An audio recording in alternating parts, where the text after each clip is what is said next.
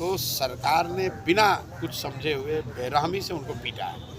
तो एक तरह से ये लोकतंत्र को बिहार में लाठी तंत्र बना दिया गया है और सरकार ने एक फिक्स प्रोटोकॉल रखा है कि जो करना है कीजिए, डाक बंगला तक आइएगा, वहाँ पर आपको दौड़ा दौड़ा कर मारेंगे।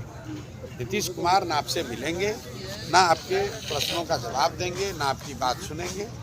अब आप बीपीएससी के अभ्यर्थियों का मामला देख लीजिए। मैं बीपीएससी के आंदोलन से नहीं जुड़ा था। शुरुआती 8-9 दिनों में मेरा कोई इसमें सरोकार इससे नहीं था।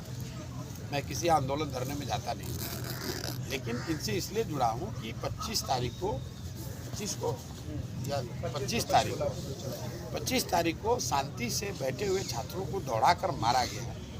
मतलब लड़कियों के पेट पर सिपाही जूता पहन के पैर रख के डंडे से मार रहे हैं, ऐसा तो हम लोगों ने तब सुना, देखा, पढ़ा है जब देश गुलाम है।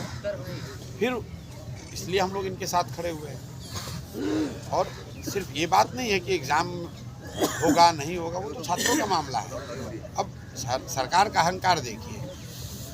हम लोग के हस्तक्षेप के बाद छात्र यहाँ तक तैयार हो गए थे मुख्य सचिव से मिलने के बाद कि अगर मुख्यमंत्री एक बार मिलकर ये कह दें कि कोई बहुत बड़ी अनियमितता नहीं हुई है, हम लोग फिर से एग्ज़ाम नहीं कराएंगे, तो छात्र तैयार थे कि वो आंदोलन वापस लें बिना किसी शर्त के। छात्र आंदोलन वापस लेने को तैयार थे। उनकी एक ही शर्त थी कि कम से कम एक बार मुख्यमंत्री मिल तो ले। मुख्य सचिव ने भी कहा था कि मैं भी कोशिश करूंगा, जैसा मुझे बताया गया। अब बिहार का मुख्यमंत्री लोकतांत्रिक तरीके से चुना हुआ मुख्यमंत्री इतना अहंकार कि वो राज्य के लोगों से मिल भी नहीं सकता है।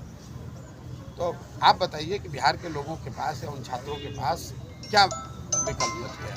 यही विकल्प है कि आप अनशन पर बैठिए। जिला प्रशासन ने कल आपको एक नोटिस भी दिया है कि आपने किसी तरह का परमिशन नहीं लिया है, अगर आपको धरना प्रदर्शन करना है तो आप गर्दनी भाग जाइए। कौन किस परमिशन की जरूरत है? आप यहाँ आए हैं गांधी मैदान में, आपको किस परमिशन की जरूरत है? यहाँ सैकड़ों बच्चे दौड़ रहे हैं, उन्होंने कौन सा परमिशन लिया? यहाँ प्रशासन के लोग टहलने आएंगे, उनको किसी परमिशन की जरूरत है?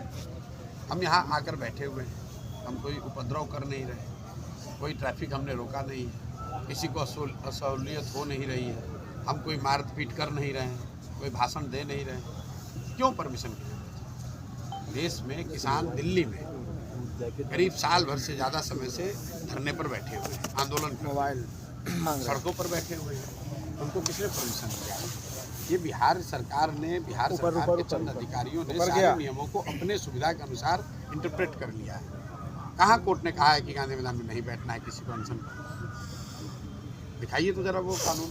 कल जो नोटिस उन्होंने भेजा है उसमें क्या लिखा है, उसको पढ़िए तो। पदाधिकारी कोई कानून भी थोड़ी ना है। अगर कानून का उल्लंघन हो रहा है तो अरेस्ट करें आकर।